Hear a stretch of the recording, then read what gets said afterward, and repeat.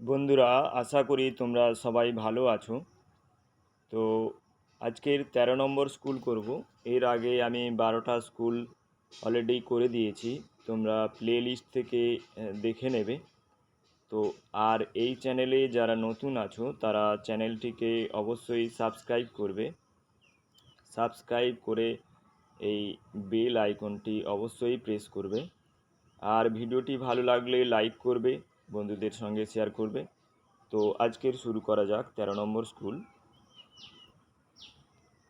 তো ১৩ নম্বর স্কুল মহারানী ইন্দিরা দেবী বালিকা বিদ্যালয়।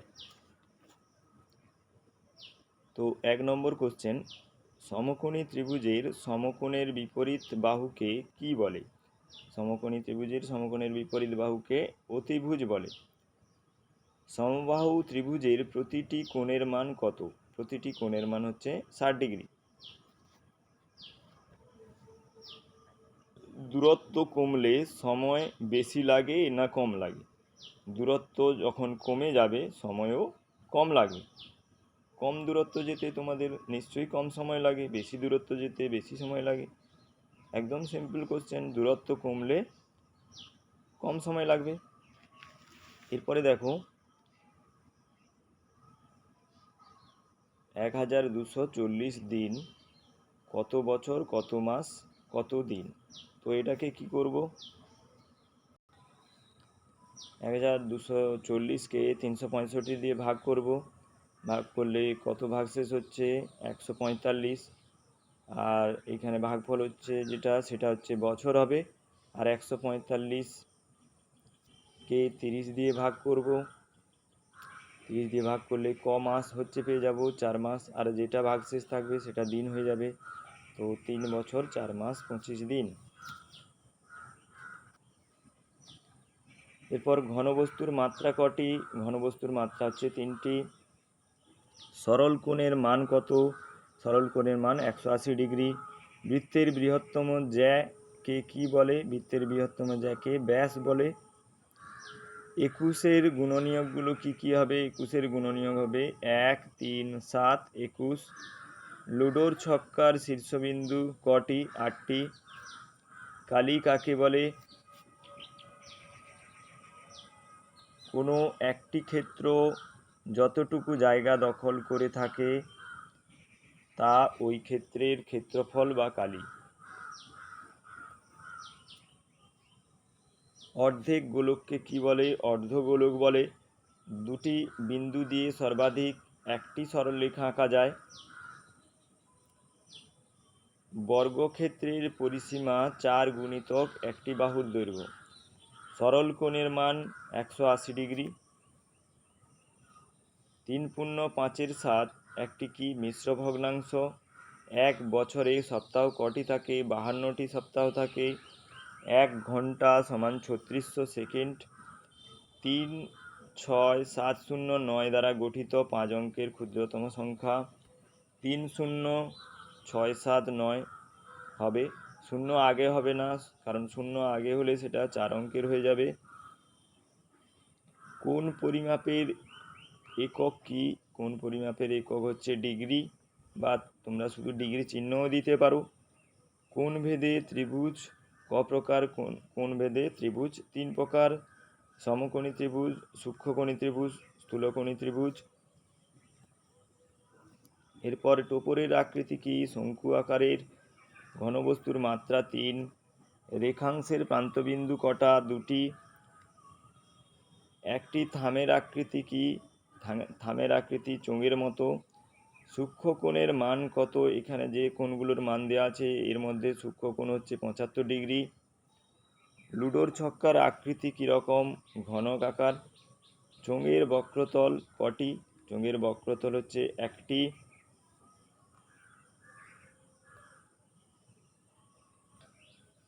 এরপরের কোশ্চেন, বৃত্তের যে কোনো অংশকে কি বলে? বৃত্তচাপ বলে। রেখা কীরকম? কত রকম? রেখা ২ রকম হয়, সরলরেখা, বক্ররেখা। ১৩৫ ডিগ্রি কোণটি হলো কি? স্থূলকোণ। এরপরে বদমাস কথাটির পুরো কথা কি? দেখো B for bracket, O for of, D for division, M for multiplication, আর A for addition, S for subtraction. আচ্ছা, এরপরে একটা ভগ্নাংশের যোগ আছে, তারপরে সরল আছে। তোমরা দেখো, এটা একদম একটা সিম্পল ভগ্নাংশ যোগ আছে। তো হরে যেগুলো আছে সেগুলোকে আমি লসাগু করলাম, লসাগু করে যোগ পদ্ধতিতে যোগ করলাম। এটা হয়েছে কত? 31-18, তার মানে 1×13 = 8। এরপরে দেখো যে সরলটা আছে, দেখো সরলটা কেবলমাত্র ব্র্যাকেটের কাজগুলো আছে। তো এখানে ফার্স্ট ব্র্যাকেটের কাজ আগে হবে, 6 আর 4 যোগ করলে 10 হবে, তারপরে 10 থেকে 7 গেলে 3 হবে, 7 থেকে 3 গেলে 4 হবে, 8কে 4 দিয়ে ভাগ করলে 2 হবে। তো 210কে 2 বিয়োগ করলে 208 হবে।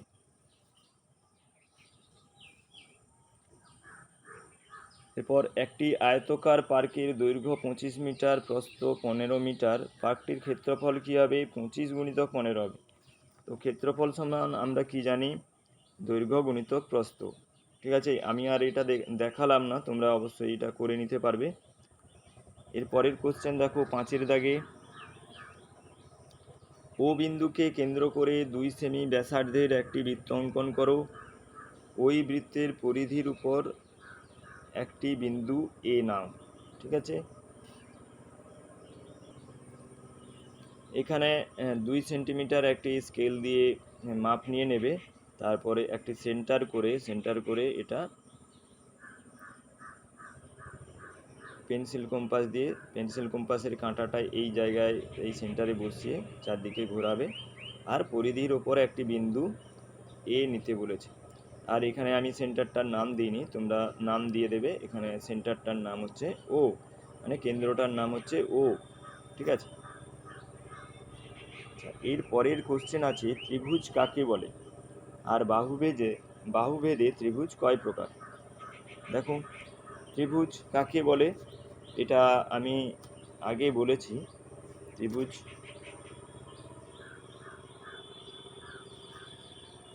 তিনটি বাহু দ্বারা সীমাবদ্ধ সমতলিক ক্ষেত্রকে ত্রিভুজ বলে। আর বাহুভেদে ত্রিভুজ 3 প্রকার হয়: সমবাহু ত্রিভুজ, সমদ্বিবাহু ত্রিভুজ, আর বিষমবাহু ত্রিভুজ। তো এর মধ্যে একটি ত্রিভুজের সংজ্ঞা লিখতে বলেছে এবং আঁকতে বলেছে। তো বিষমবাহু ত্রিভুজ আমি কেন নিয়েছি দেখো, এর মধ্যে সমবাহু ত্রিভুজ, সমদ্বিবাহু ত্রিভুজ আর বিষমবাহু ত্রিভুজের মধ্যে বিষমবাহু ত্রিভুজটা আঁকা সবচেয়ে সহজ। ঠিক আছে, আর বিষমবাহু যে ত্রিভুজের 3টি বাহু অসমান সেই ত্রিভুজকে বিষমবাহু ত্রিভুজ বলে। আর বাকি দুটো সমদ্বিবাহু আর সমবাহু ত্রিভুজ আগে আমি কোশ্চেনে বলেছি, সেগুলো তোমরা দেখে নেবে। তো এখানে বিষমবাহু ত্রিভুজ আমি এঁকে দেখাচ্ছি। দেখো, 3টে কেন বিষমবাহু নিয়েছি? 3টে যে কোনো মাপের যোগ করলেই বিষমবাহু ত্রিভুজ তৈরি হয়ে যাবে। ঠিক আছে, এরপরে দেখো, 1 ডজন ডিমের দাম 48 টাকা হলে 21টি ডিমের দাম কত হবে? তাহলে 48/12, মানে 1 ডজন মানে 12টি, 48/12 ইন্টু 21 করলে কত হবে? 84 টাকা। আশা করি তোমাদের ভিডিওটি ভালো লেগেছে। ভালো লাগলে অবশ্যই লাইক করবে এবং বন্ধুদের সঙ্গে শেয়ার করবে। আর এই আমার সমাধান মাই সলিউশন চ্যানেলে যারা নতুন আছো তারা চ্যানেলটিকে অবশ্যই সাবস্ক্রাইব করবে। সাবস্ক্রাইবের এই বেল আইকনটি প্রেস করবে, প্রেস করলে তোমাদের কাছে নোটিফিকেশান পৌঁছে যাবে, পরের ভিডিওগুলোর নোটিফিকেশান তোমাদের কাছে পৌঁছে যাবে। তো ভিডিওটি দেখার জন্য ধন্যবাদ।